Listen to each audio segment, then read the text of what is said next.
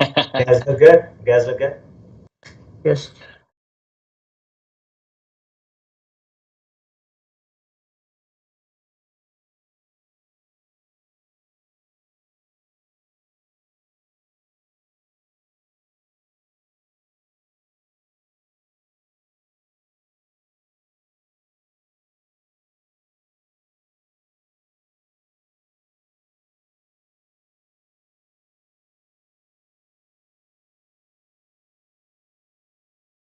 Technology officer.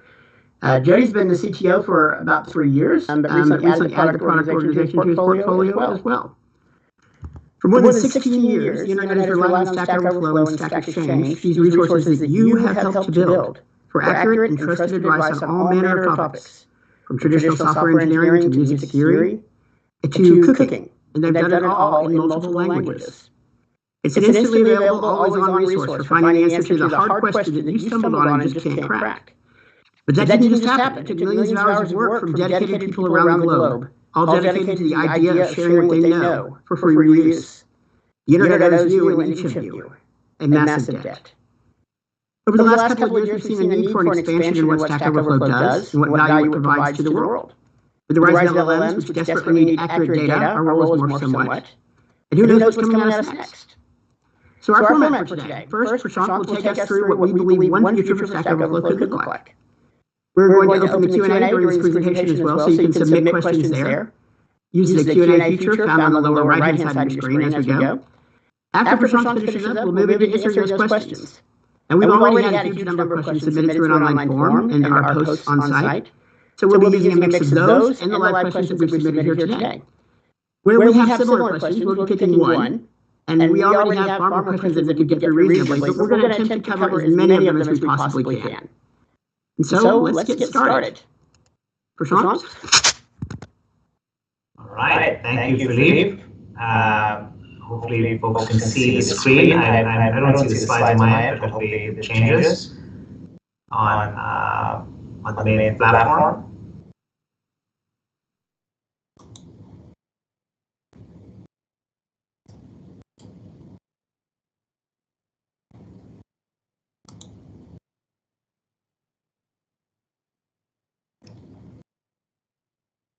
Just waiting for a queue to get going with the content.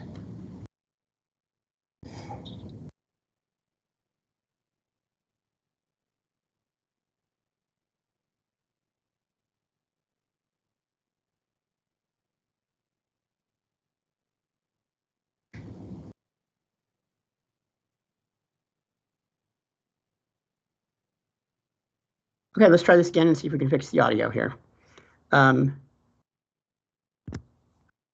Let's go. I'm going to back up slightly here and say that our presentation today, Prashanth is going to take us through what we believe one future for Stack Overflow could look like.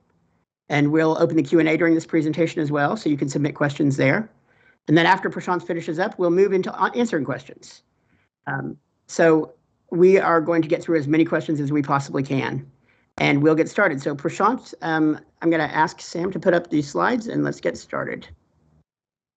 Okay, great. Looking forward to seeing the slides come up here. And so let's go to slide one. Is everybody can you? We're not there yet. We're not there yet, Prashanth. I'm sorry. Oh, we are? Okay, good. Great.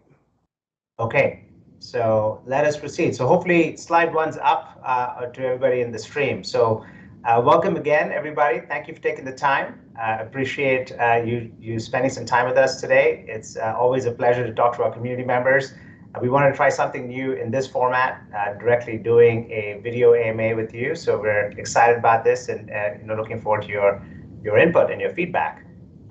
So right out of the gate, I'll say we live in obviously very, very interesting times in the context of AI and a whole bunch of other things that are happening in the world. And in the middle of all that, I wanted to start on a somewhat of a lighter note by saying we are all about being on Team Human. And as you can probably notice both on the screen as well as the t-shirt I'm wearing, this is something that we created about a year ago, or last year I should say, and all of the spirit of really sort of, it's an ode to all of you. It's really the fact that, we're all about serving developers and technologists That's who we obsess about on a daily basis on adding value. And so this is a standard issue T-shirt, and one that is a Stack Overflow kind of memorabilia. So I'm sure we can get that to you if you're interested. So feel free to reach out and we can get you one. With that, let's move to the next slide. I'm also going to assume that it is moving on the mainstream. So given everything I just sort of mentioned, when you think about AI, there's a lot of positives and negatives as we sort of think about what this movement's all about. So when I go out and talk to developers and community members, there's a lot of feedback on what is AI in the context of humans, and how do we all sort of manage this. And AI, generally speaking, the negatives are there's obviously the internet has been somewhat changed, and it is it's been taken over in a big way through content generation that is actually not very good. So as some folks would say, there's a lot of AI content slop that's being created. It's just not it's not high quality. It's high in hallucinations. And it almost seems somewhat homogenous in terms of the content that's being generated. So it's actually really a sad moment on that front. And so that's on one dimension. We've got a lot of negatives as we've seen, but at the same time, AI has a lot of potential, and it has some amazing potential to be harnessed and really sort of be controlled, especially if we can take the good of what it actually professes to do and potentially can do in the future. This could be amazing, especially if technologists and developers like you can leverage it as a tool to do even more amazing things. So a lot of what we think about is this notion of bringing humans and AI together via our community to make sure that we serve you in this sort of this change that's happening, whether we like it or not. And that's unfortunately it is here to stay. And so AI, so in that context, how do we serve you given that certainty is really what we think about a lot. So hopefully folks can see the slides. I'm going to assume that here as we proceed to the next slide. If folks can, if Sam, you can proceed.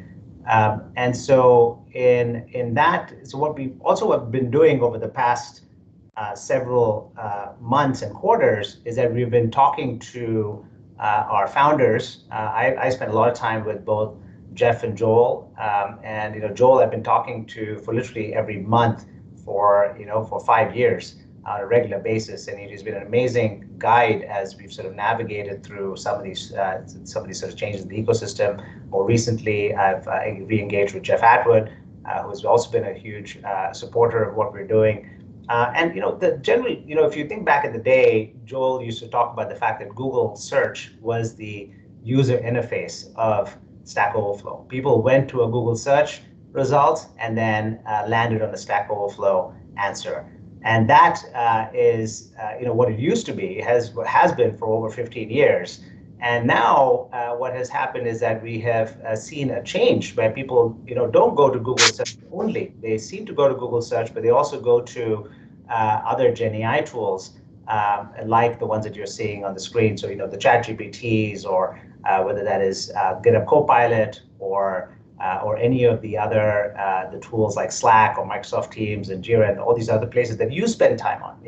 So the point is that the user interface has changed.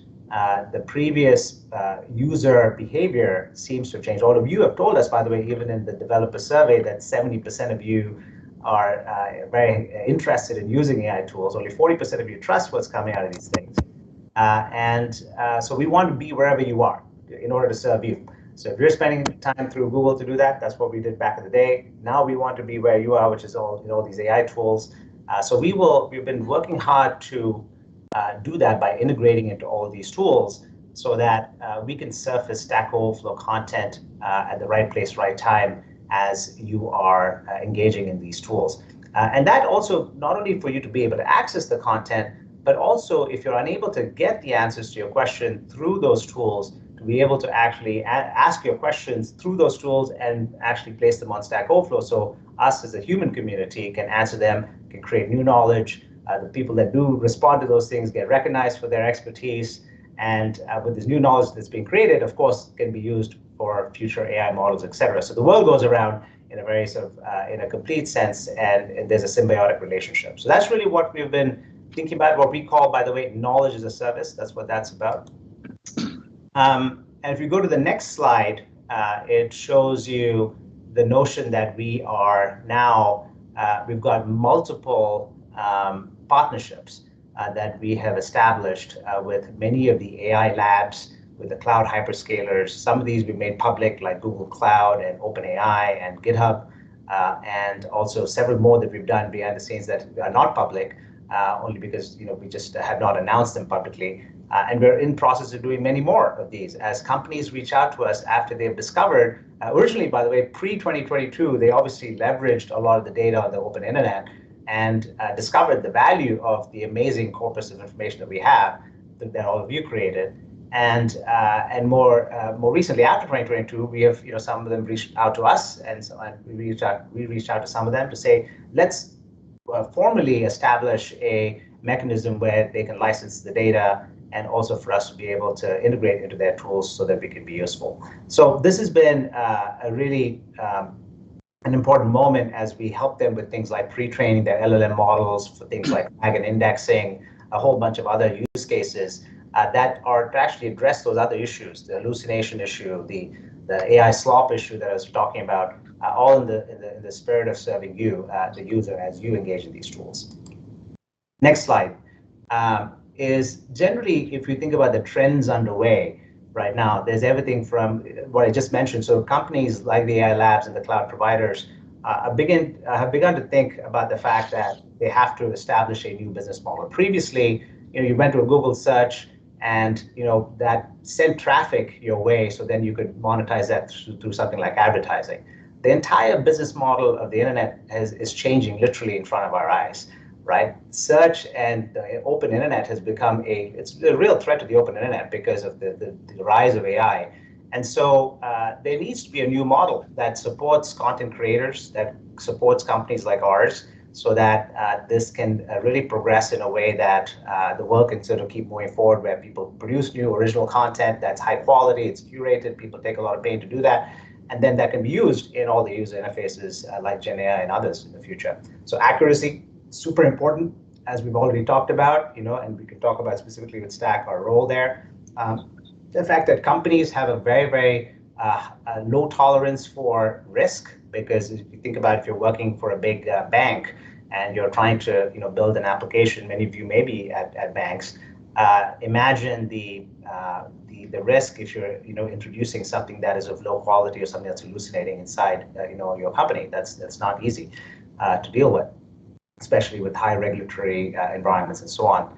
So companies have high expectations, and ultimately what's also happening is there's a massive war underway between the various AI labs and companies. So everything from DeepSeek to Grok 3 to Cloud 3.7, you name it. And this week, I'm sure there'll be some other announcement. So all that's underway, but what's underlying all of that is really, really high quality data. Which, in addition to chips and, cloud compute, as well as, of course, LLMs, data is obviously a very, very large ingredient of that equation. So we have an opportunity to play at Stack a very, very strategic role in this AI world. Again, whether we like it or not, it's here. But the question for us is, how do we play in the space? How do we be relevant? How do we be useful to all of you given this reality that's underway? So all that is, giving you a little bit of a broader purview, some things that are on my mind and on our team's mind, our leadership team's mind. And now going into the next slide, if you please proceed, Sam, is the notion of a 3-lane highway. So I'll explain this. So currently, for the first 15 years of the company, we've had a single lane of Q&A, which has been absolutely amazing. Thanks to all of you, as Philippe said, that you've created this phenomenal, what is basically the Library of Congress for software programming. I mean, it's absolutely pristine, it's accurate, it's the canonical answer to a question. It is the reference, the authoritative reference for any question that people have had for over 15 years. And it continues to serve that purpose. And I think there's something very precious about it. A lot of trade-offs were made to make sure that was highly accurate, et cetera. So it is everybody needs to know that's very important to us not to pollute that and we've tried, we've tested it around the edges with some of our experiments to come to this realization, really. And a lot of your feedback, I think, has been, hey, this Q&A piece, there's a reason why all those trade-offs were made. So more recently, what we've been thinking about is maybe we should just leave that as is, because there is a mission and purpose for that lane, which is slower in nature, but for a reason, because quality means take your time to make sure it's curated, it's accurate, it's peer reviewed, and so on. But maybe we should open up two other lanes: a medium lane where you're faster, maybe not as high quality, but it's a lot more instant. Why? Because we've heard users, you have told us that you want more instant answers. And perhaps it's the world that we live in where people want instantaneous things, and delayed gratification seems to be more of a distant memory sometimes. And then even more so with chat, which is people want instant access to experts on the platform and so on. And this also will be obviously much lower quality, but a lot faster in terms of engaging. So these three lanes, the first one, of course, is our core. The additional lanes, what we want to do is to be able to test those concepts with your input. And many of those, funnily enough, already exist to a degree. So discussions is a feature we actually tested last year. In fact, the original Stack exchanges, as Jeff Atwood and Joel have told me, some of the Stack exchanges were actually split a little bit, where you had things like English language and English Stack exchange. And the mission and purpose of both of those was slightly different. The rule sets were slightly different. The stringent nature of the rules were changed to accommodate these other users that want to have more of a conversation versus kind of a canonical answer to a question.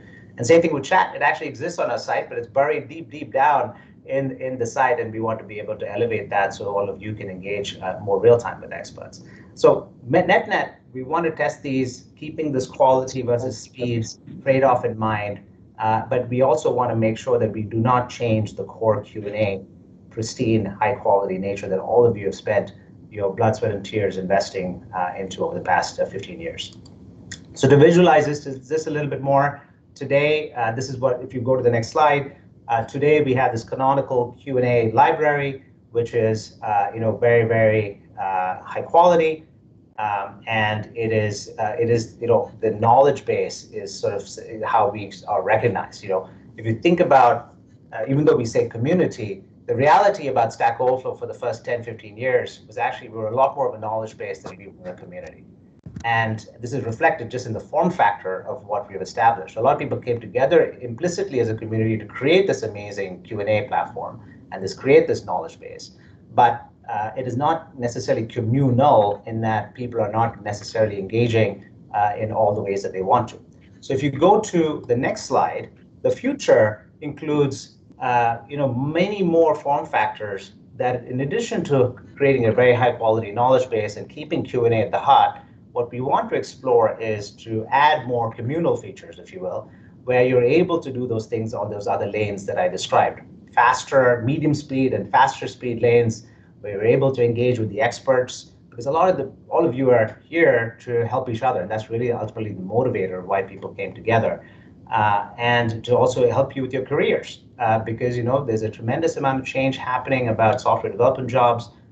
Companies looking to change their workforces. Your company that you work at, you're probably looking to make changes. So all that we want to play a part in. So at a minimum, in addition to knowledge, we want to play in the community space as well as in the career area to serve you in this sort of multidimensional way.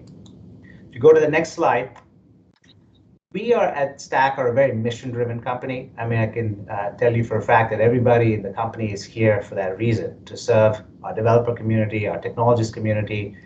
You're at the heart of a lot of what we think about literally on a meeting-by-meeting basis, on a daily basis. And but that mission has to be funded. It has to be supported for investment.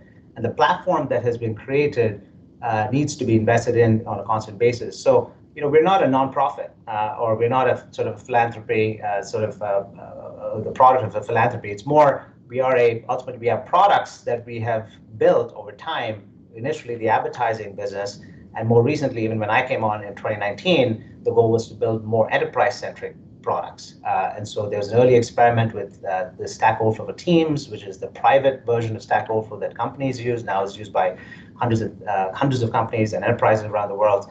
And the idea was to make sure that that product, we continue to add value again to you in the context of your company. And most recently, we've added knowledge solutions, also known as the API products, where we do these partnerships, but also companies have shown interest in leveraging the data set from the public platform to do things like RAG and indexing as they build things like their AI agents inside their company. So these products ultimately exist to support our mission.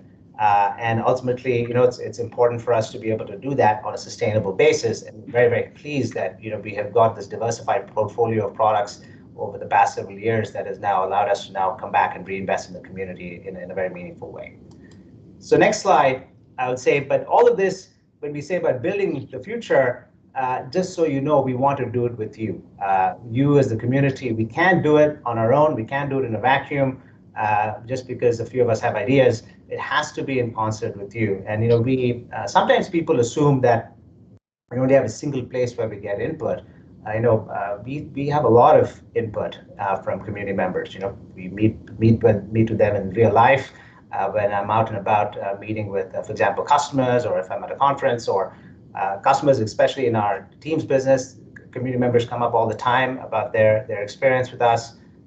We obviously have a meta community. Some of our most engaged power users are there. So amazing group of people that care deeply about the future of the site and the time that they've spent, and really, really appreciate their work and their sort of heart in the matter.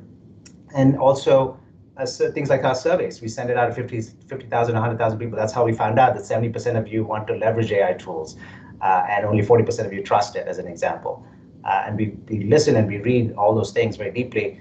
Or even our product, really, we have an excellent product design and research organization under Jody Bailey, our CPTO. And that group was always very, very vocal about making sure that they get input from community users before we build something. And so that we're data-driven in our approach. Even if I come up with some idea, they're very quick to say, hey, we should go test this with our community. Let's go and ask 1,000 people in the community before we go and build something. So I really appreciate that. And that's another place where we have folks in product and research and design. And then finally, of course, our community management team, who do a lot of the daily engagement with you, which is an amazing team that we have that work really hard to engage with you daily, to listen to you, to translate that. Folks like Philippe and his team, I'm constantly in touch with Philippe to hear about people's reactions. I'm reading literally, all your input from various places, including on Meta. And in the future, I'm very happy to say we'd love to hire more of you into that team.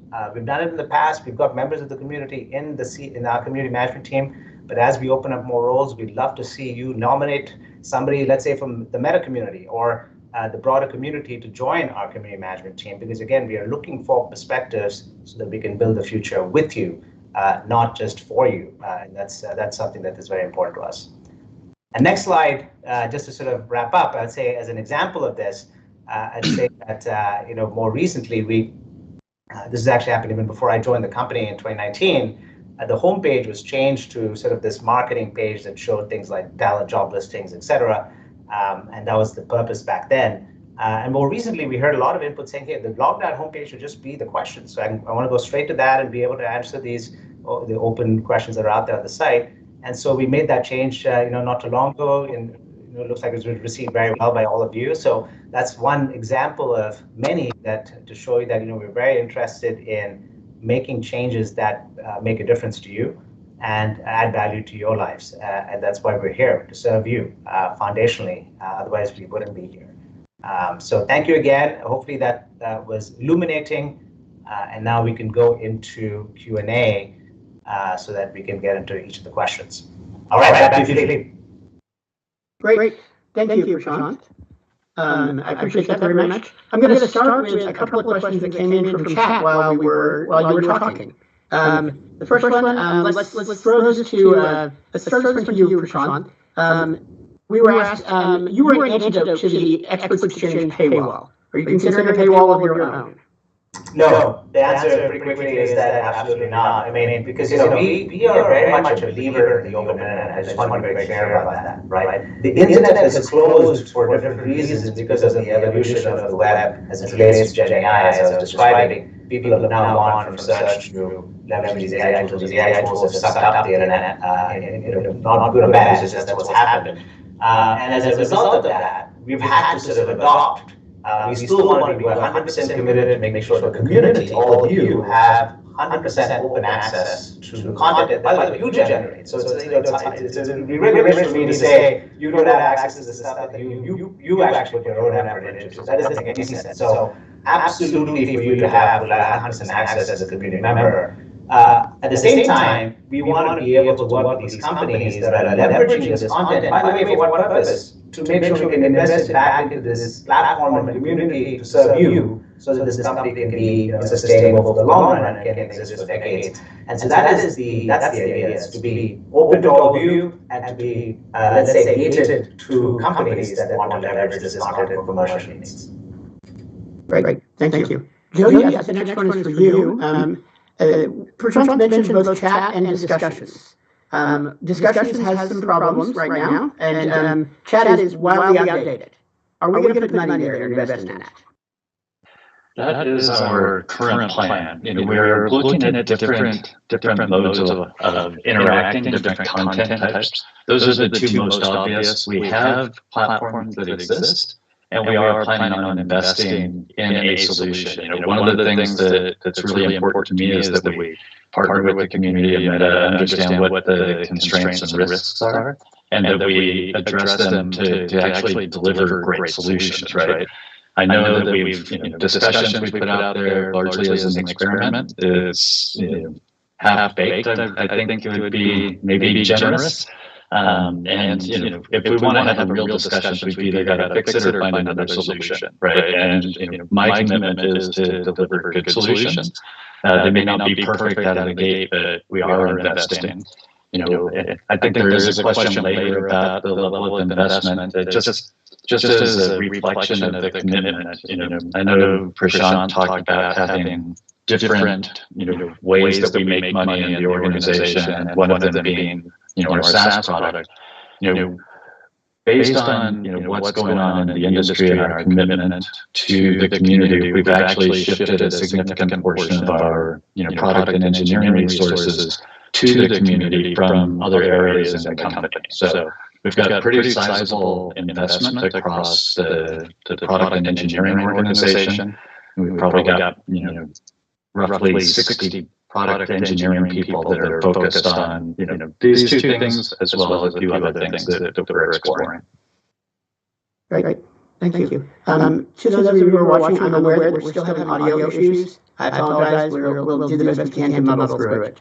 The next question was to me, which was, how can we get more shirt like Prashanth's? And so if you're interested in one, if you send us an email to community-support@stackoverflow.com, we will get you on a list. We'll see what we can do there. The next question. You get the fun one, huh? I see how that works. The next question, Prashanth, this one is to you. There's an inherent tension between a community that's striving to create a well-curated body of knowledge and a business that has to prioritize engagement metrics. For example, a user would feel that reading an existing Q&A post, getting the information they needed, and then closing out of the site is a success, whereas Stack Exchange as a business views that lack of engagement as a problem to solve. What do you think is the best way to balance these two conflicting goals? And this question was submitted from an anonymous user through our forum. Got it. I think it's an excellent question. So I think in the past, the mission of the site was centered around coming together to create this exceptionally high quality knowledge base and to engage with each other to make that happen, right? This is core that this is talked through also through the multiple lanes of this Q&A specifically. That will never change. I think it's an excellent and accurate knowledge base that can be used by everyone, community or AI models, or to solve problems ultimately together. And our CAS or knowledge as a service vision of integrating all these tools is centered around that very concept. But we've also seen over the past decade that the world's information, as the world's information gets documented, and more recently, when all that information is being used to train these AI chatbots, the utility and value of the site has changed, or is changing. It has caused us to sort of literally think about other ways in which it can be useful to the community beyond that original sort of single lane sort of mission. And one of our hypotheses, as I talked about, is like create these additional lanes that create ultimately they have to be authentic places that perhaps are less formal, less structured, less strict of a place to engage. And by the way, the reason we're doing it is because we've heard feedback from a lot of the, let's call it, next generation of users who value speed in many cases, even though they're willing to trade off some level of accuracy instead of that. And I know that's different from the original Q&A mission, but these additional lanes are somewhat kind of the big markers and big lanes separated from the original lane to sort of make sure that's clear what they're getting themselves into in that space. So ultimately, what we're trying to do is balance, quality, human knowledge creation and consumption of that knowledge in the past, along with engagement, which obviously some users seem to want from us, and they, so that they can access this more immediate guidance from people, which is not exactly the mission and purpose of Q&A. For our next one, this is one that we're all three going to take, and Prashanth, I'll ask you to go first. Yeah. The question they're asking us is, this is from another anonymous person on our forum. What brought you to Stack Overflow, Stack Exchange, for work or just to visit? And what makes you stay? Has what keeps you here changed over the years? Yeah, I mean, the biggest thing, as I mentioned, is around the mission, right? I think this foundational mission that, impacts millions of people around the world. It's literally a once in a lifetime type of opportunity. Where can you say that you get to serve that many people? And it's just, I think what commonly, everybody in the company, I think pretty much that is a common link why we're all here. And I was originally brought on in 2019, in addition to sort of maintaining that mission, to help scale and create a more of a true business model for the company, focus on the enterprise. And that was an exciting mission to be on because I could add value given my background. And that we had to do a lot of work. I mean, it was hard work to make sure that that this team that was in place, that we brought in these new ideas, that I sort of brought some of my background there, and we made a lot of changes, navigated a lot of tricky times, the COVID era, which was very difficult for the company, but we powered through it. We also the 2021 era, when that got reset, what is also known as the ZERP era, that also we worked through. We ultimately, by the way, through that process, because we created a business model, we were purchased by our current owners. We were acquired, and it was a great outcome for our investors, for our founders, for a lot of the long-term employees who spent a lot of time here doing that. So I was, very pleased that we were able to do all that for, it was a good outcome for the people that, brought me on board. And my excitement has evolved since then, because now the goal is how do we reinvent Stack Overflow in the context of this fast evolving world with AI in the middle, and to embrace what is happening, to be cautious about it, because obviously, as I mentioned, it's got plenty of pitfalls, AI does, and to make sure that we harness, again, the power of it to realize its potential to help all of you. I think that's a pretty exciting problem to work on. Not easy, as you've seen. There's all sorts of issues with it, but the future is exciting as we evolve and we become like this destination for technologists, beyond just the knowledge base, to be more communal, to help you with your careers, all the things, and to serve all of you in that evolution is a very exciting mission. That's what keeps me here today. Jody, do you want to tell us what brought you and what keeps you here? You're on mute. You're on mute, Jody. Yeah, Jody, you're muted. I was afraid that was going to happen. Yeah, like Prashanth, probably like you, Philippe, and most of our team, it really was the mission. I've spent the past close to 15 years working on developer education and tech ed, both at AWS as well as Pluralsight. I've worked on products for engineers prior to that. And, the idea of helping engineers is really, fundamentally something I believe in. And having been in the industry for a while, it's like, how could you not know Stack Overflow, and how could you not be excited about the opportunity to go there? And so, I wasn't actually looking to go to Stack Overflow, but when the opportunity came up, it was one that I had to look into. And, I joined as CTO and felt like there was a good fit there where I could have a positive impact on some of the technology challenges. And, as you mentioned, I've recently taken on the product organization, which for me is really exciting. The bringing product and engineering and design together, to work closely with our customers and users to provide, great solutions is something I'm pretty passionate about. And then, the other thing, that I'm passionate about is I like solving hard things, right? I like doing hard things, whether it's, multi-days, stage races on a mountain bike or technical solutions and people solutions. And I think this is a really unique opportunity to really kind of help reshape what Stack Overflow can be. It is I think a pivotal point in the history of Stack Overflow. And I'm super excited about the opportunity to be part of that, as well as, like probably many people, the people I work with here, I feel like some of the best people in the industry are here. And, the opportunity to work with them and, get to know the folks in Meta and the community more in the coming future are things that keep me here and keep me really excited. For me, I first became aware of Stack Overflow when I was working at the Wikimedia Foundation, which runs Wikipedia. And I obviously paid attention to user-generated content sites. And this was one that was brand new in the space, but had a community moderation philosophy that I had a lot of interest in. It seemed like the folks that were here weren't scared of taking on big things, and I admired that sort of dedication to quality and the challenge behind it.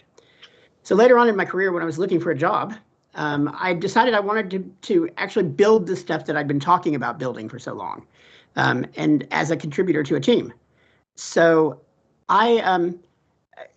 Cesar and the team here made a compelling case for me that I could help set up the trust and safety team here. And then my boss, hi Sarah, the former director of the team, announced that she was leaving, and I had a decision to make.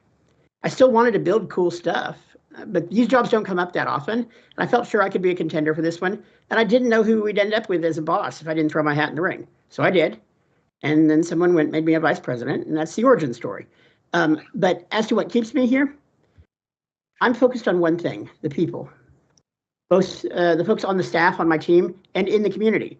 And I tell every new hire at this company that these people, this community, you take your hard-won specialist knowledge that you got from years of study and experience, and you just give it to the world for free, for no other reason than it's just the right thing to do. You want to make life just that little bit easier for the person that comes after you. And I'm consistently in awe of the people in our community for that reason.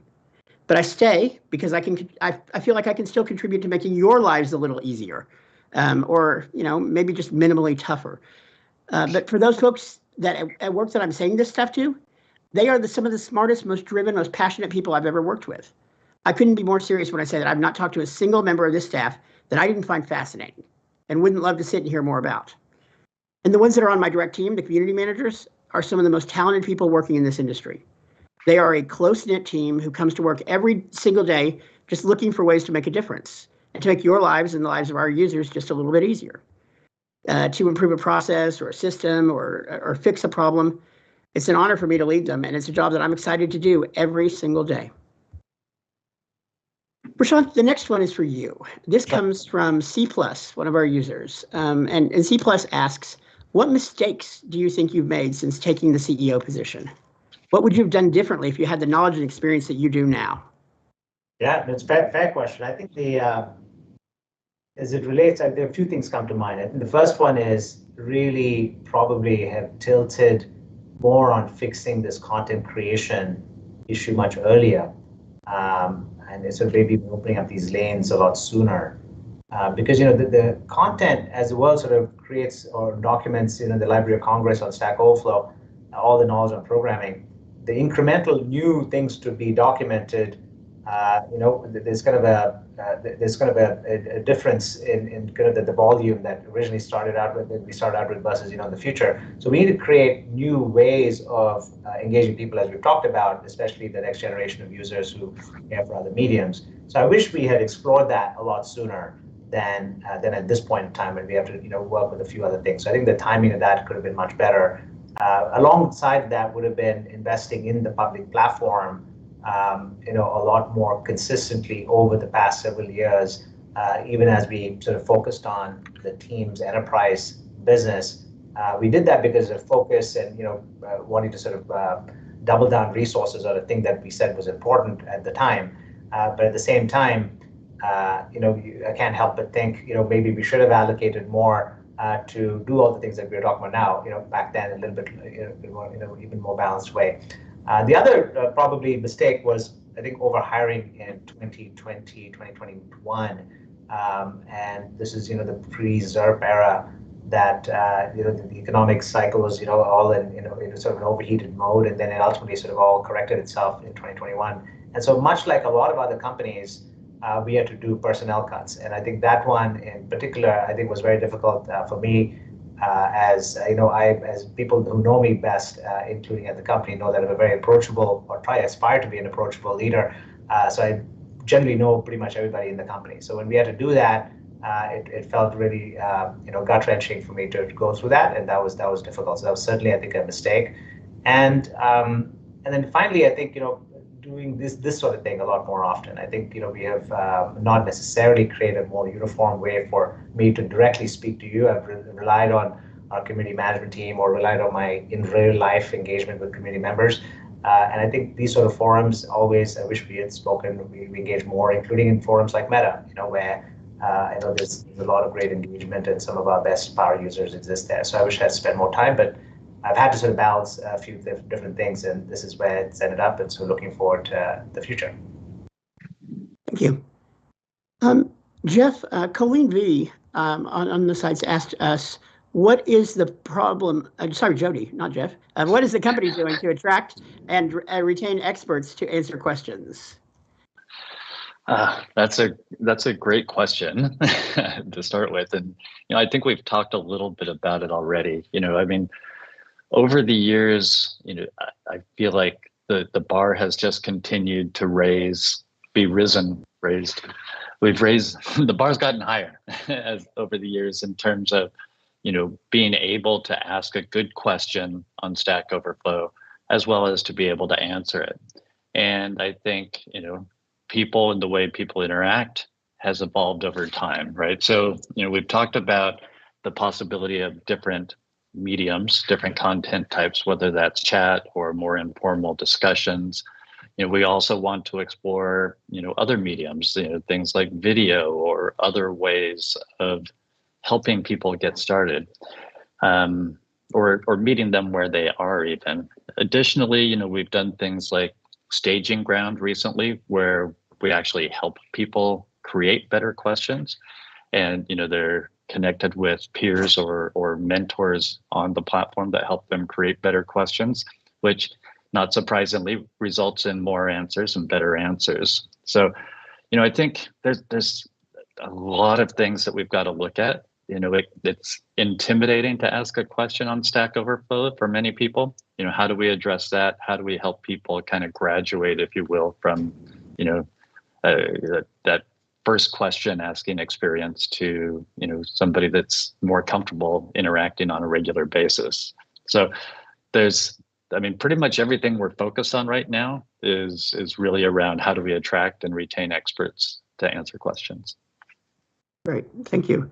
And from a community team perspective, I think we need to get better at how we engage with them. And as you said, make that experience less daunting.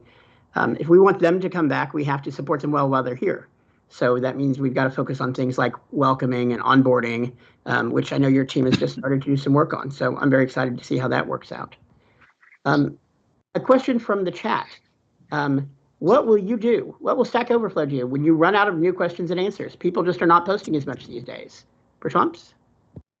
Yeah, I think that the point is then to create opportunities for people to engage and help each other out in multidimensional ways. There may be, that's why these additional highways are Q&A. There's a very specific sort of set of constraints there, as we've talked about. But the amount of technology in the future, or the amount of software that needs to be written, I think is somewhat infinite. I think in many ways, if the AI thing goes right, it should free up a lot of people's time. At least theoretically, that's how it should work. And that should create even more innovation. More companies need to get creative. The AI technology stack is, as you've seen, there's a huge explosion of new companies that are working on all sorts of problems to continuously improve, the performance for price and all the other dimensions that people think about. All that is technology. Like, it's about technology improvements. A lot of the software development space, obviously, over the years, each programming language kept abstracting away some of the the zeros and ones, as we all started out from with assembly code, and that's just continued, right? But I think as software gets written, and AI now is the next wave, and so that'll, there's a lot of software written there. So new knowledge, as people learn about how best to do that, how their role as software programmers are going to change. How do they think about prompting versus thinking about some of the primitives of writing code, but still understanding it. Very important that people don't take shortcuts, because at some point it's going to catch up to you. So all those things, I think, require a combination of continuous opportunities to create more knowledge and share that, and work together to do that. So there's still going to be a stream of that, but at the same time, there's a lot of societal change. There's a lot of need for people to be able to engage with other experts. Say, okay, like, in this new world, like, what am I supposed to do exactly? I always hear from community members, I'm a brand new graduate. I don't know what should I actually learn going forward? Because a lot of what I learned actually is obsolete. So I think those sort of things require more of a community versus more of just like a knowledge sharing mission. And that's why we have hypothesized that opening up these additional lanes gives more people more reasons to engage. And all that, by the way, engagement, this is an online platform, so that creates new knowledge. A chat platform creates new exchanges on how people think about XYZ topic, or a discussion creates an exchange of ideas and opinions. It may not, again, be as high quality as Q&A, but it's a discussion, and it is a distillation, no pun intended, in an AI context, of how people are thinking about solving certain problems as they think about their own perspective and their own challenges. So all that is very important and useful for things like model training and everything else. But all that includes knowledge sharing along with community. Yeah, the other thing I'd add, just to chime in, right, is we talked about trust, right, and you can get answers from AI, and it's great for a lot of things. But I think for a while still, for probably a good period of time, there are still going to be those questions that are more nuanced, a little more difficult, and or you just aren't sure, you can trust the answer. And how do you get that trust? Our experience so far is by talking to other humans, by talking with folks and experts and getting expert advice. And so I think that creating a platform where people can have those conversations and speak to another person and kind of work it out, whether it's really accurate or not, I think is really a big part of the value of Stack Overflow as a whole. And I think that's going to be a continued need, even if it becomes more specialized and more detail oriented over time. Thank you. Expanding on this just slightly, another question that came in from the chat here was, how will you keep high-rep users on the platform when your UX team is actively throwing hurdles to those users? For example, the current testing of the additional comment, which requires an additional click to submit a comment. All right, so the question is, how are we going to keep people here if we continue to experiment with the UI?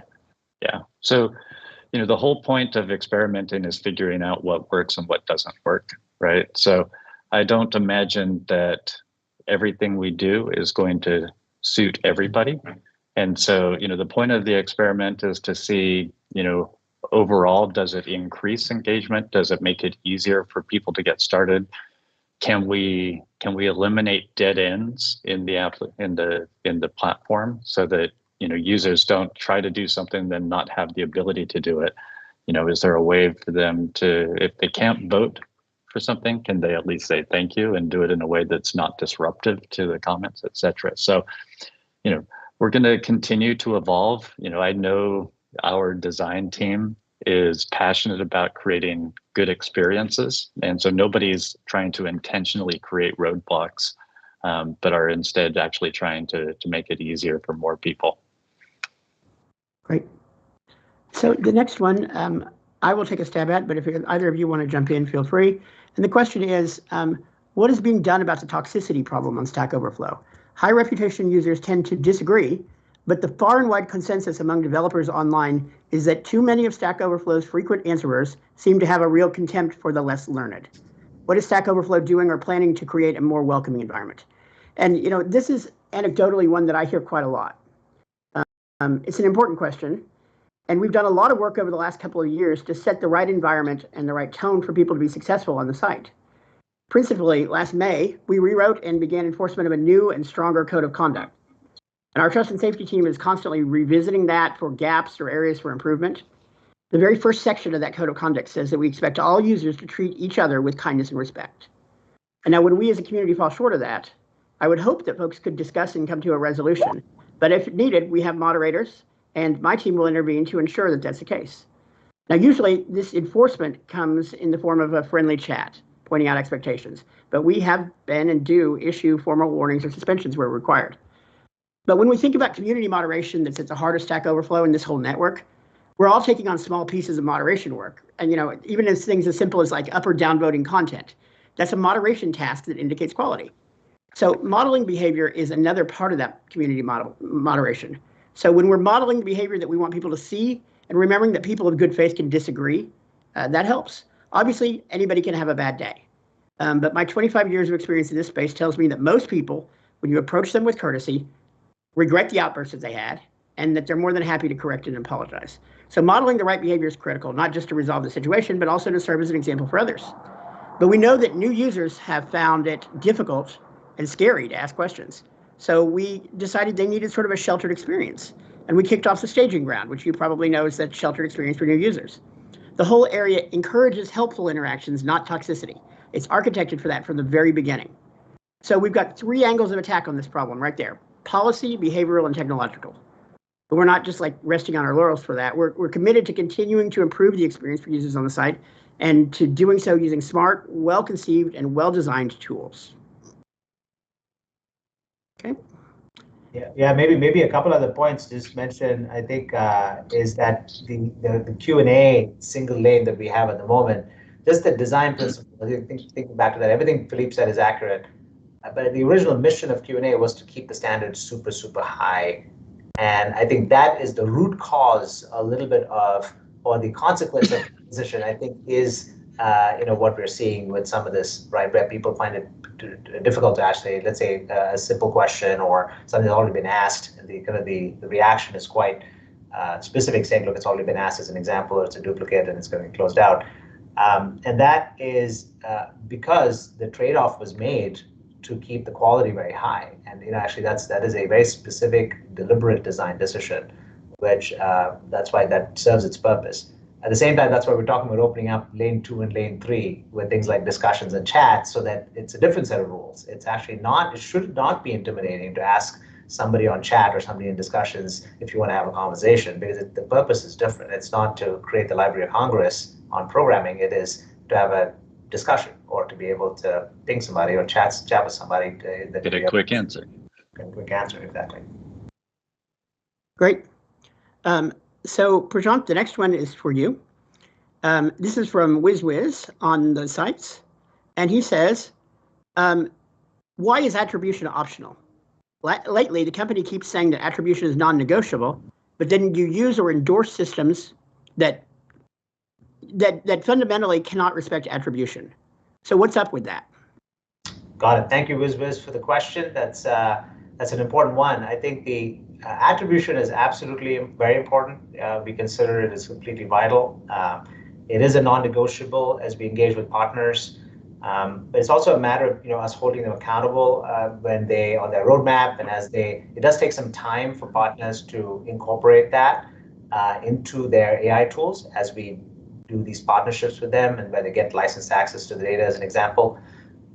So it's still in sort of an early infancy stage, despite the fact that we've struck multiple of these partnerships. They're all in the process of attributing. So as an example, one recent example is with Google Gemini Cloud Assist, which is now attributing Stack Overflow content in their IDE, right? As you write code through that tool, you will see the sources back to the Stack Overflow content that was used, originally. Anecdotally, also, I would just say that our head of marketing, Eric Martin, shared this with me earlier today, is that with OpenAI, now you begin to see things like sources within there, and you can actually see the links again to Stack Overflow if you're in ChatGPT. And we have actually seen a nice increase in the traffic that comes to our site from ChatGPT, actually. And obviously the opposite's happening on search for all content sites, because that's just it's a different world for search. But as Gen AI and search trade off on getting access to users as sort of the primary screen that people spend time on to get access to information on the web, we're literally seeing that happen on our site, where traffic seems to be coming now from both places. People are coming definitely from Google, but also our search engines, and people are definitely coming from some of our knowledge as a service integration. So it was interesting to see the ChatGPT traffic through this attribution point. So it is a long way of saying, Wiz, that it is a work in progress, and it is happening as we keep working with each of these partners to hold them accountable to that requirement. Thank you. Jody, from the chat today, is it technically even possible to stop AI companies from profiting off our work? That's a great question, right? So we are doing a lot of work to prevent them from profiting without having the proper licenses in place, to do things like the attribution that Prashanth said. In my mind, it's kind of like trying to prevent bad actors on any site, whether it's DDoS attacks or whatever. It's a constant race and escalation to prevent different organizations from scraping or even just using our content, right? I mean, our content is out there, whether we make it available or not. People copy it, it's out there. When we identify circumstances where organizations are clearly using our data, whether they say so explicitly or not, we approach them and try to work out a licensing agreement. We remind them of the fact that they need to be socially responsible and so on. So we've got a small team that's focused on trying to prevent scraping, right, or inappropriate use of our data, and then try to partner with the companies that have taken it or are using it to establish a more responsible use of our data. So is it possible to prevent? Probably not 100%, just like we can't prevent people from copying music, but I think that we can, and we are doing everything we can to try to minimize the negative impact there. Yeah, maybe one other point to add to Jody's comments, that there are always going to be people that are responsible, and then there's going to be nefarious bad actors that basically go and try to take stuff that they're not supposed to take anyways. And I think that this is the moment that we're in the internet, which is that actually Chris Dixon from Andreessen was talking about this in a podcast recently, that there's an implicit sort of covenant that previously had been established with the internet and content producers, right? Where you again send this traffic through a search engine that provide this content to be indexed through search engines. That traffic is sent through those search engines. We can, content producers can advertise and so on. The covenant has changed because now the AI models have leveraged all this data. So the AI companies and AI labs and cloud companies should all do the right thing by working with content producers and coming up with these licensing agreements. And it's a very important thing, because people need to think about it in a socially responsible way for something organically to show up there. Or else, by the way, there's going to be long-term implications if that doesn't happen for those AI companies, right? And some of this, shows up in things even more recently. You'll see in the news, there are a lot of lawsuits that are floating around with, from content producers to AI companies. That's one example of a reaction. The other extreme reaction is, if there's no content being generated by humans, and you really believe machines can create all the knowledge that you need and new innovation and creative thinking, then okay, then I guess we've sort of given up and given it all to the machines, and all of us can sit around and do nothing. But that doesn't make sense either, clearly. So the question is, like, there's got to be just, with our big boy or big girl pants on, we've got to come up with a model that works. And the best we've figured out is to sort of work symbiotically with these companies to say, look, we want to help you accomplish, because ultimately you're trying to serve our users, you folks in the community. So it's in our best interest to work with them to serve all of you. So why don't we come up with a way that helps you, because we realize what you're trying to accomplish, and at the same time helps our users. So the best we've come up with is our Knowledge Solutions program, which allows us to license our content out to these companies. They pay us to be able to invest back in the community, these features, and do what we've been talking about throughout this call. Great. So a follow-up to that came in is, how can we, the community that built this corpus of knowledge, trust that these attributions and SaaS tools you're partnering with are accurate or even valid if we can't see or access the tools?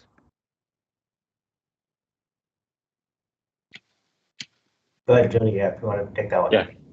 Yeah, I'm not sure that I've got a straightforward answer to that, right? I mean, at the end of the day, when we license and partner with these organizations, contractually they're obligated to do the attribution and to be in alignment with our copyright regulations. It's pretty difficult to enforce. It's pretty difficult to guarantee. I think that we're seeing the different organizations starting to make progress there. One, because they're trying to be socially responsible. Two, I think, fundamentally, they recognize a lack of trust and that attribution provides more trust. So I think that it's mutually beneficial for them to do that. From a strict technological perspective, obviously it's pretty challenging for us to enforce it. Thank you. So another question from Journeyman Geek, which I think this is a great question. This one is aimed at you, Prashanth. In October 2023, the company decided to pivot towards AI, and perhaps not coincidentally, we had staff cutbacks. From the perspective on the ground, we've had a few attempts at deeply unpopular features and nothing that really feels successful. What would you consider to be the criteria for the AI experiments to be considered a failure? And on the other hand, what would you consider to have made all this worth it? Got it. No, thank you, Journeyman Geek. I've enjoyed your engagement in Meta, and I've seen a lot of thoughtful comments in there over the many years. So thank you again for your thoughtful question. I think that if you think about the context, just if you go back just a little bit, in 2023, the company had like these two big, enormous challenges, right? The first one was the rise of Gen AI and ChatGPT's launch in November of 2022 that had sort of an immediate impact on our traffic, since it was back then a direct substitution to what we stood for and what we did for users. And the second big issue that we were facing is sort of the significant economic headwind that was in the post-ZERP era at the end of 2021. And customers were pulling back on spending on SaaS software, on advertising, on spending on job boards, etc. So our staff cutbacks, we unfortunately had to do them to correct this kind of overhiring issue that we had explained previously relative to this demand sort of slowdown. And as I mentioned previously, very, very brutal for us to go do that, and definitely not one of my happiest moments of the company, given all the people that we affected there. Now, we also had to respond to those AI headwinds. So I personally, whether it's correct or incorrect, we set a goal at the company to say, okay, look, this is a real sort of shift that's happening at the end of 2022. This is like a few months after that. So we set a goal to say, we're going to come up with our own AI response. What is our response to AI? And let's do it within a very short period of time. Let's really have a tiger team that focuses on this. So we organize, 10% of the company, et cetera. And we set this goal of announcing our AI strategy and implementation 6 months out or so at the VR Developers Conference in Germany. And the general goal was not to leverage AI for just AI's sake, just to be very clear, but the whole point was to leverage it in a way that, number one, solved user and customer problems, and number two, it would delight you in ways that you didn't sort of expect. So both those were in our minds, and we tested these AI features that we built. We built several that integrated into things like IDE, into Visual Studio Code, into Slack, into Microsoft Teams. And we did this both on the public platform as well as on Stack Overflow for Teams, our private enterprise product. And net, what we saw was that on the public platform, why they were actually, the search and summarization features were actually relatively well received. But several other features theoretically, solve customer problems, but like surfacing content in their workflow, like through those tools I mentioned, or being able to ingest content from external places. But not everything was well received. Like, people said, okay, they like this and they didn't like it. So we basically retired in response to your feedback. The team decided to retire the public platform AI functionality because it just wasn't, I suppose, a big enough problem to solve for you folks. It wasn't, meaningful enough. And so we listened to your feedback, and that's what we did, and it was the right decision. And we started focusing on other workflow items. For example, what are some other problems that people care about? So, for example, the question asking experience was something that people have talked about a lot, given the new user experience that we described, that both Philippe and Jody have talked about. And so we have now integrated, of course, AI assistance in the staging ground area for users, and now even beyond staging ground, we're testing that. So all questions are getting sort of an AI assistant, and that's been relatively well received by many of you. So especially the newer users seem to like the fact that they can have this sort of safe sandbox to be able to craft a question that doesn't have human input, and then they can put their best foot forward. So that's one example of us of doing something that is we're pivoting kind of our focus.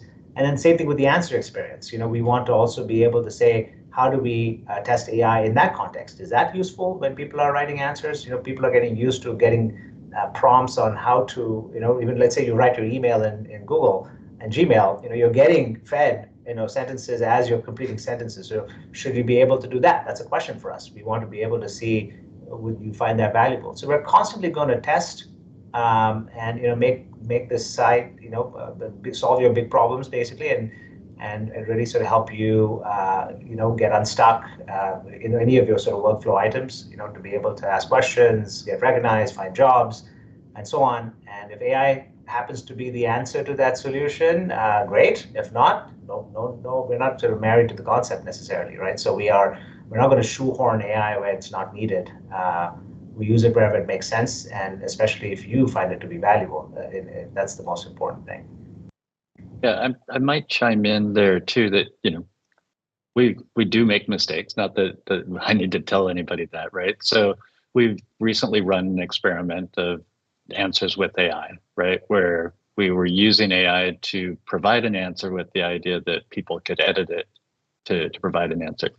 And the resounding feedback was that doesn't work for our question answering population, that it's more work to edit an answer than it is to get help with an answer. So we run the experiment. I think it's still running just to get feedback, but we clearly, the approach there for a number of reasons is not the right approach. And so, we're not going to force that. We're not going to shoehorn it, as you said. We'll go back to the drawing board and try to figure out, how can we help with the answering process, and does AI play a role in it? And if so, what is that role? So, great. A follow-up that came in. You answered a question about experiments, but missed the big picture.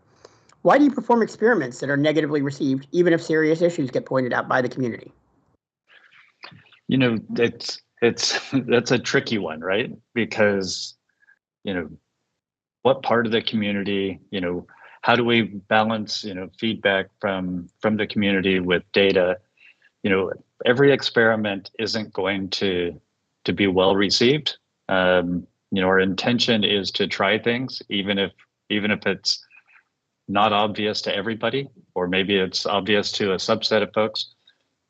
That said, as we experiment and as we learn, if it doesn't provide the value, then, our commitment is that we'll remove it. Now, is everybody going to love everything we deliver?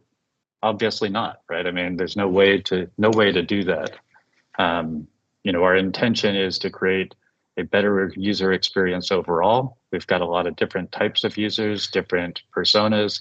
and as we target different personas, it may be better for one group of people than it is for another. So is there room for us to improve in terms of listening and taking the feedback? Absolutely. I'm not going to say that we've been perfect there, but I'm also not going to say that everything we're going to do is going to be loved by everybody. Great, thank you. Prashanth, developers use their Stack Overflow reputation to help get jobs. This past year, that ranking feature was removed for most devs. Do you have thoughts about bringing it back? Which particular feature? I'm sorry, repeat that, please. Reputation ranking. Reputation ranking for? Yeah. For it was within the Stack Overflow. You could use that to show your relative ranking in within different tags and such. Oh, I see. And this is in the context of careers, just so I understand? Yes, for helping to get jobs. Yeah, I think if it's related to the old job board, then I think that's a different. Philippe, just correct me if I'm wrong here, just so I'm tracking with you. But if it relates to the old job board, then that's a kind of a different assessment. Like currently, we have a much bigger partnership with Indeed, where we heard from a lot of you saying that, hey, you missed the job board, you really think it could be useful to you as you progress in your careers. So very recently, about a year ago, we worked with our partner Indeed to reintroduce that, because we no longer are in the job listings business the way we were back in the day, but we are very much looking to help you find jobs, and at the same time help companies find developers on our website if they're looking for roles. So I think, as we call employer branding in our company. So that is the first early, let's call it return of the job board on our website with, let's call it somewhat limited functionality with all the things that we could potentially do with it. It's an experiment, much like other things, and we're going to see how that is received by you folks. We've received a lot of feedback from you saying you missed this and missed that, and the original XYZ feature was really good. And so we're taking all that into account as we think about those the additional functionality that I mentioned, the community and the communal, as well as the career-oriented pieces. So we will take all that into account as we think about the next iteration of our careers functionality on the site, to make sure that we link a lot of these things. It makes a lot of sense to link people's reputations to getting great jobs, to be able to unlock certain jobs based on your expertise on the site. There's so many potential options there for us to explore. I think it's quite exciting for us to even think about the possibilities. So I think please keep your ideas coming so that we can, when we build it, we can take that into account. Great, thank you.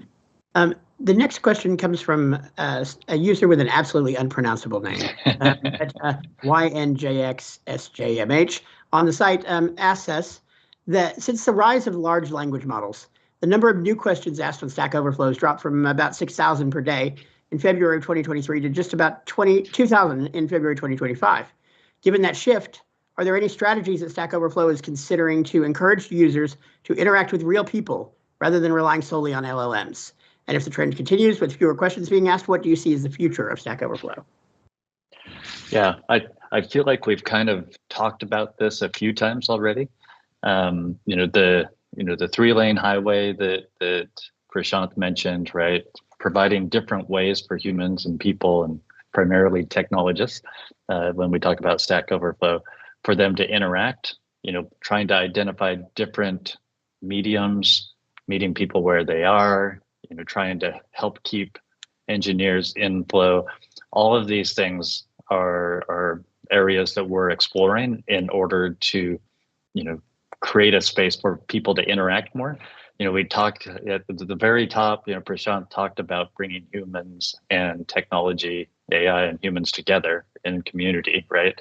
And so that's a big part of our mission, is how do we actually get people talking to one another in order to get better solutions, better answers, et cetera. So we've got a number of things that we're focused on, and we're going to be continuing to work through those as we go. Thank you. Another one, Prashanth, speaks to business model a little bit. Yeah. So this comes from an anonymous user on the private forum, but they said much of the community worries that the business model for the public network is unsustainable, that it's impossible to make the model sustainable without negatively impacting the community. Do you worry about that? And if not, what would you say to the folks who are fearful that there's a fundamental incompatibility between the needs of the community and creating a profitable business? Interesting. It's a good question. I think it's what I talked about previously, right? To be able to sustain the platform, you need some sort of a funding source to be able to do that. There are many models out there. If you look at some companies like Wikimedia, they approach it differently.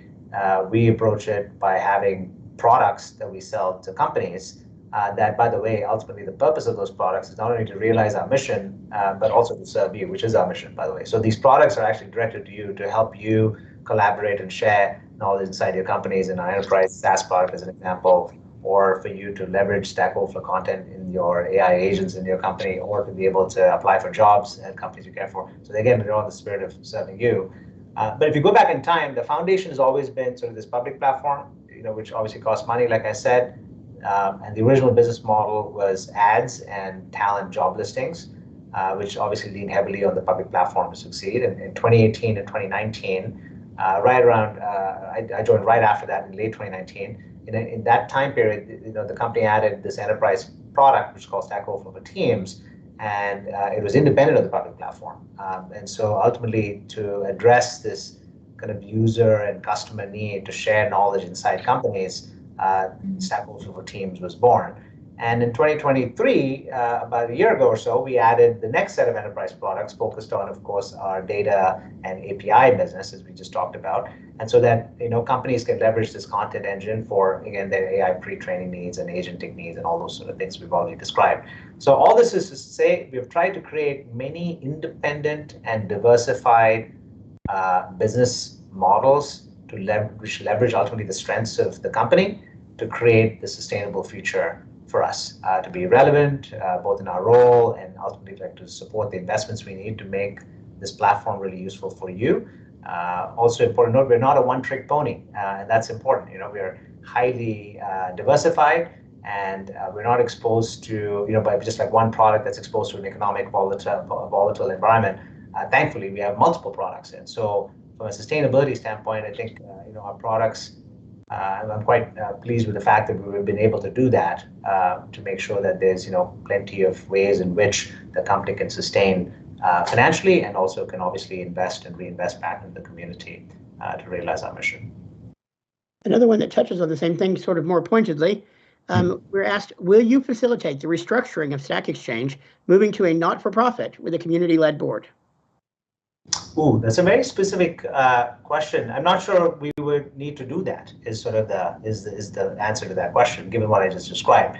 Because that, I think, assumes that there's some sort of a disconnect between that, kind of what we're trying to do. Ultimately, it's all in service of the users. All the things, free product, which is the public community, which all of you help create, and our paid products, the enterprise products. Some companies have chosen to be 100% nonprofits. And that's not us. We want to basically have a business model around a community and a knowledge base, and ultimately, again, in service of you. We think that works for this particular company versus being sort of a nonprofit. Thank you. The next one I'll take a stab at, because I haven't answered any in a while. And it says, how would you describe the relationship between Stack Overflow and the most deeply engaged users of the public platform over the past couple of years, such as those who consistently try to engage with the company on Meta? Is it what you want it to be? What do you want it to be?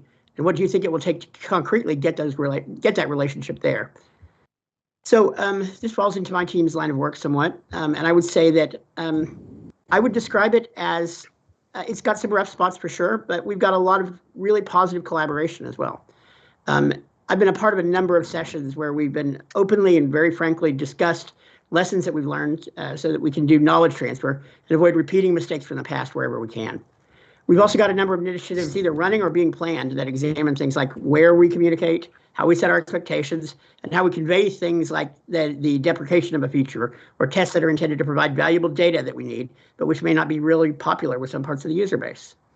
And so it's worth pointing out that in some of those things, we're making changes that frankly are pointed to the new contributors that are joining us.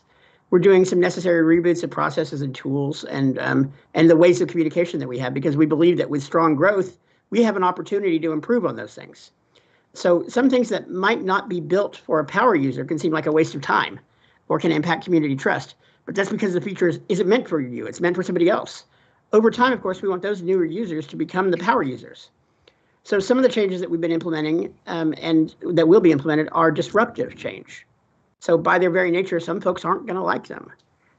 Honestly, if we don't make some sort of disruptive change, though, we could continue to see the number of questions drop. So yeah, we test out some things that aren't real popular. Some of them we keep, some of them we don't. We change some things that some folks maybe wish we hadn't. And all of these can lead to tension. And trust me when I say that I do not relish that tension. Nobody on either side of it enjoys it. But I do believe that as we get better at explaining the why behind why we do things, community members will come to believe in our good intent, and that we can gradually regain some trust from those who lost it. And we can get better at delivering features that will meet needs, even when the need isn't totally appreciated yet. And I believe that will grow confidence in the company as a good steward for the network. But it is trust that and support that it's one inch by inch and foot by foot.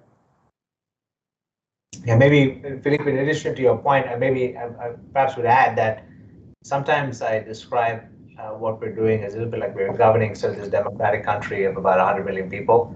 It is quite complex, and then ultimately we have to listen to do that successfully. You have to listen to people, but you have to listen to people from various perspectives, not just a certain group of people, et cetera. Especially, the diversity that we have on the website, right? The power users and then the newer users, et cetera. Ultimately, in the spirit of serving sort of the whole. And so I think the complexity of what we are doing is serving a very large community, and so that's easier said than done. Thank you. This one, Prashanth, I'll give back to you. Why don't you ever participate on Meta or the rest of the network like the founders did in order to be able to get feedback from the community directly? Got it. Who asked this, by the way? That we actually got that asked by a number of people, beginning with Starship, but we got similar questions from Curious Danny, Journeyman Geek, WizWiz4, Bobble. Okay, all right. It's a popular question. But I do recognize some of those names. Starship, and thank you also for your very thoughtful, questions and answers throughout the years. I've enjoyed reading them on Meta. So just so you know, I may not be very active on Meta, but I read everything. In fact, I will often tell my team that this is one of the things that I do late at night, right before going to sleep, which I'm not sure that's a good idea in retrospect, but it is definitely something that I do. I read pretty much all things about the company, and anybody that knows me knows I'm fairly detail oriented that way. And so the general sort of point here is that I actually love engaging with our community, and I do it quite regularly. And I do it, let's say, number one, in real life. I'm constantly talking to community members everywhere I am in person. Number two, community members who are working at companies that we are working with. I often engage with them as we talk about, obviously, not only our public Stack Overflow, but also our enterprise products. And I often, by the way, share a lot of what I hear in these sort of areas with the company. I write an email every week on Fridays to the whole company, and I've been doing it for 5.5 years that I've been at the company without missing a beat rather. And oftentimes I will say, this is what I heard from users this week, right? And it's up to us to do something about that. And so just so you know that I absolutely love engaging with all of you. And I think, but more broadly speaking, I think my job has multiple dimensions as a CEO. I think it's different than being a founder of the company that started, or founders that started this platform that's our sole mission. For me, it's like talking to customers, because we have a business. We have obviously talking to the community. We have talking to partners now in the context of these AI topics. It's talking to employees to make sure they understand that we're changing our direction in this new world. Talking to investors. So it's a balancing act ultimately in terms of the time that I allocate towards being, let's say, specifically on the Meta platform. And I also, by the way, rely on, as I mentioned previously, an excellent team with Philippe leading it, and his community management team that spend a lot of time doing that on a minute-by-minute basis. So then I'm in constant touch with Philippe all the time to understand what's happening, what's not happening, and for us to make decisions off that. So they've got my trust, my ear constantly, and a lot of my support. And I don't want to come across as sort of overly micromanaging or distrusting their efforts by just being in the detail 24/7 in their work. So I joined the company October 1st, 2019. I literally walked into also a fairly very complex community situation. There was a very negative situation that was underway, and it was a very tricky time also, I think, for me to sort of engage at that moment. It was, and I think it sort of set me back actually personally, just reflecting on it and being able to just be having this sort of conversation with every community member through even Meta. I didn't want to sort of jump in without fully understanding sort of the nature of what was going on and how things worked, et cetera. So I chose instead to basically let my team sort of, at that time, to sort of manage that, and I sort of focused on the other aspects of, what I mentioned around running the company and so on. But I probably could have and should have probably engaged more fully when things did calm down after that original, that introduction, if you will. And I'll just sort of reiterate that even though I may not be very active on Meta, I'm constantly reading all your comments there, and I'm constantly, obviously, talking to all of you in all these other places that I described that we engage with community members. We actually got a follow-up to that one too that I think is great from Weird Glyphs and Say and a couple others who asked, why now? Why are you doing an AMA now when you haven't done it before, especially when there was a lot of strife in the community? And are you going to continue doing it periodically? Yeah, it's a really, I think it's a great point. I think that this is a very, as Jody mentioned previously, it's a particular moment in time where this is an inflection point for not only Stack Overflow, but for the entire software development, programming, coding sort of space and community, right? So our goal is to engage with all of you to build the future of what Stack should be together with you, as I mentioned already. And we want to be even more transparent about our thinking. That's part of the reason why we wanted to do this in this particular moment in time. And also, we want you to be involved in building that future with us, as we talked about. So this is like my way of explicitly stating that to all of you to say, please engage, please work with our team, engage with the feedback, engage with the mechanisms we have provided, whether it's in research or our surveys or through Meta or anything else. Or even joining our community management team to make sure that we can build it the way we all feel very happy about to add value for the future. And then finally, I would say why are we? I think there's a question around why even do this through streaming versus Meta, and why do this now? I think our user base, as we've talked about, is it's much larger than the user base just in Meta. Meta's got an amazing group of highly active power users, very involved, and not everybody that I've talked to engages there. And I think that this notion is how do we make sure that we get input from multiple places? And this is one attempt to do that, to say this is welcome to everybody, Meta, of course, and of course beyond Meta. And we want to just be able to welcome everybody to provide their input, and to make sure that we sort of engage in a very sort of authentic way. So yeah, and we hope to do this periodically, depending on your feedback. If you think this is useful, we'll be happy to do it. Great, thank you. We have about 4 minutes left, and so I thought maybe it would be a great chance for us to just do a couple of words of wrap up here. And I want to start by saying to folks, thank you for showing up. We've had several hundred of you here, and I hope we were able to get to some or most of the questions. I know there are a lot more questions that I saw fly by chat we didn't get to. I'm sorry. But as Prashanth said, we hope to do something sort of like this on a regular basis, and we hope you'll come back and join us again for that. Prashanth, any final words from you? No, I just think, I just have to say thank you all. I think this is, I just can't reiterate how incredibly special this company and community is. I just can't thank you enough for taking the time and how much thought that went into creating this amazing knowledge base and community, which is obviously, what we're aspiring to even sort of augment even more. But it could not have happened without your hard work. I mean, I just want you all to know that does not go, we don't take that for granted. The fact that all of you spent that much time and effort and care to do this and create this amazing asset that is literally, one of the premier assets in the entire world on the internet, I think is all credit to you. So thank you, and I really sort of hope that you folks will engage with us as we build the next version of Stack Overflow. So I'm excited to engage with all of you to do that. Jody Bailey, you get the last word. Look at that.